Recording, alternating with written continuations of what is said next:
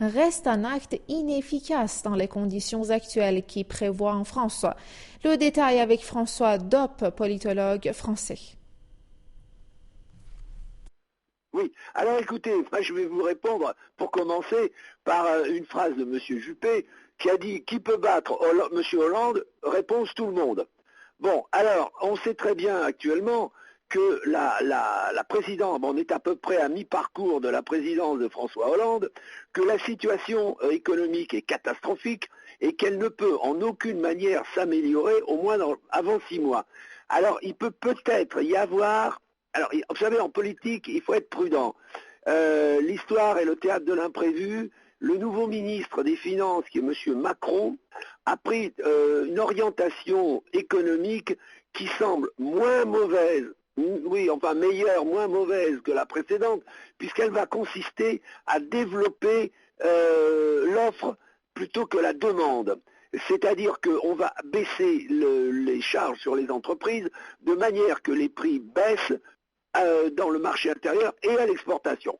Bon, à mon avis, ce n'est pas suffisant parce qu'il faudrait pour cela supprimer les 35 heures. Bon, alors ça veut dire que la situation économique ne s'améliorera pas. La cote de popularité de M. Hollande est à 13%, c'est officiel. Bon, 13%. Et donc, à ce moment-là, la porte est ouverte pour ses remplaçants. On sait très bien que le 28 septembre prochain, il va y avoir des élections sénatoriales. On va renouveler la moitié du Sénat.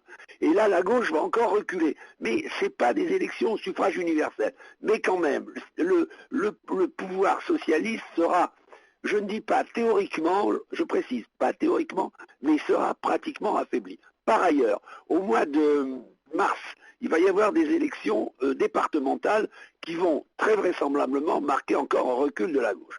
Ceci étant, c'est maintenant le moment de se mettre en piste pour l'élection présidentielle de 2017. La gauche est en plein effondrement. Vous savez, je pourrais parler 1 heure là-dessus parce que, à mon avis, c'est un effondrement qui est d'ordre philosophico-politique, mais enfin... Je vais quand même me limiter. Alors donc, il faut se mettre en piste, et en piste à droite, j'en vois 3. C'est-à-dire M. Juppé, M. Fillon et M. Sarkozy. Or, M. Sarkozy est un candidat très dévoué à l'entité sioniste, comme M. Juppé. En revanche, M. François Fillon prend beaucoup plus ses distances que les précédents. Et puis, il y a Marine Le Pen. Or, on sait très bien que Marine Le Pen, dans l'état actuel des sondages, va être présente au 2e tour.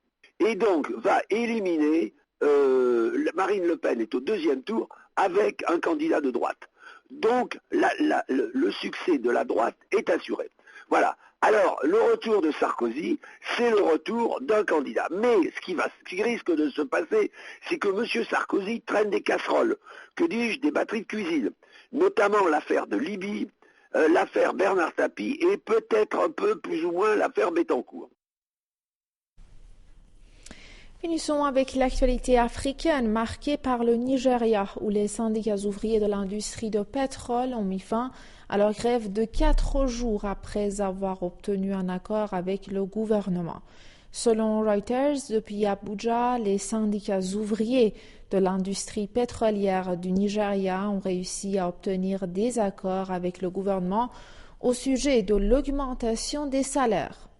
Dans un communiqué commun, les 2 grands syndicats pétroliers ont annoncé qu'ils se sont mis d'accord avec le gouvernement pour que des mesures nécessaires soient prises afin de résoudre les problèmes des ouvriers des raffineries. Les sociétés pétrolières et le gouvernement nigérian ont annoncé que malgré la grève qui a duré 4 jours et la menace